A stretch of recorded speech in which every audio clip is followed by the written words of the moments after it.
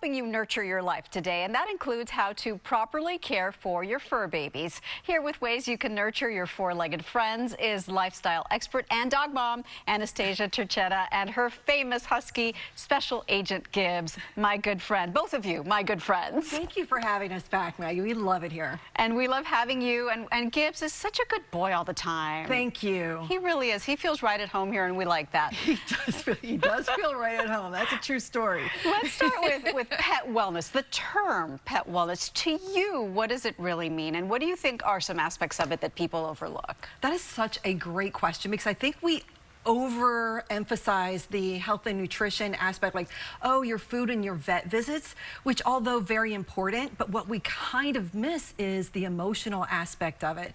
Setting boundaries, that type of thing, keeping them emotionally healthy, enrichment, engagement activities, different things like that that we don't often think about because we're so hyper-focused on the physical aspect of it. It's true. You mentioned boundaries, setting boundaries. Why is it so important to set boundaries for your pet, between you and your pet, but also between your pet and other dogs?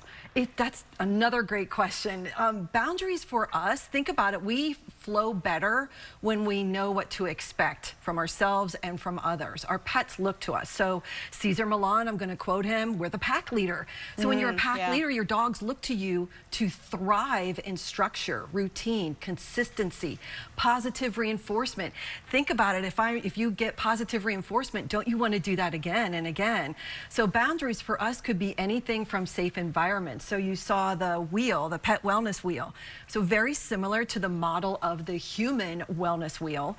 You could have physical, emotional wellness, which would be, do they feel safe? Do they feel loved? Are they getting the mental stimulation or enrichment activities they need in their life?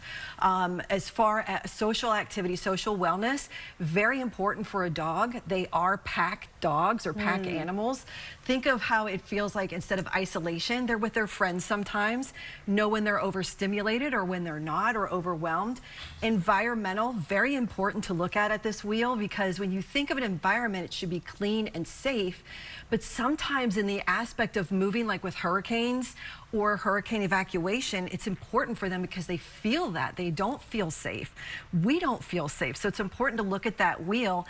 And then, of course, with boundaries, when you set that, so for example, are they allowed to jump on people? Like right here, I set a boundary. He's not allowed to, get up and come to you. He wants to love on you and give you all the glitter that's on his body. What about the people that say, oh, no, but he's just happy? You're actually doing him a favor by not allowing him to jump, I'm doing correct? him a favor. He knows I'm calm. My energy is calm. He loves this. He's happy. He's safe. He's loved.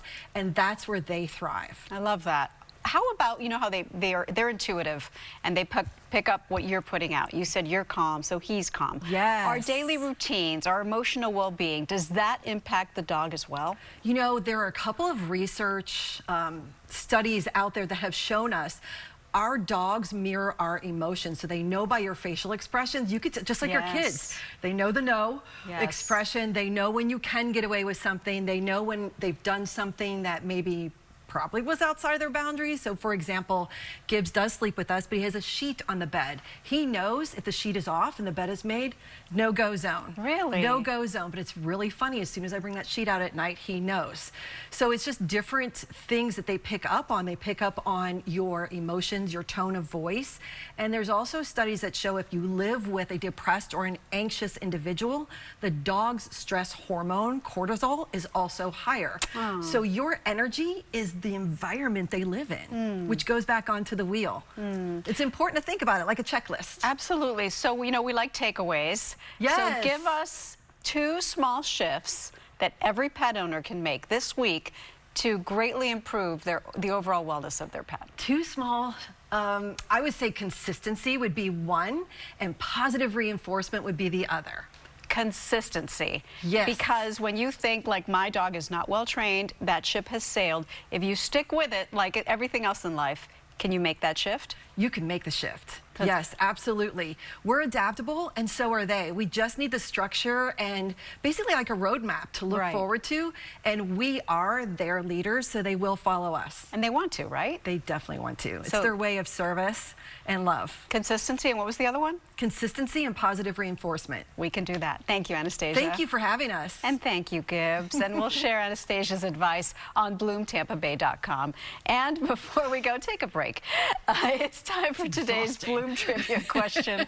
True or false, dogs can detect certain diseases in humans, including cancer and diabetes? We'll have the answer later on Bloom.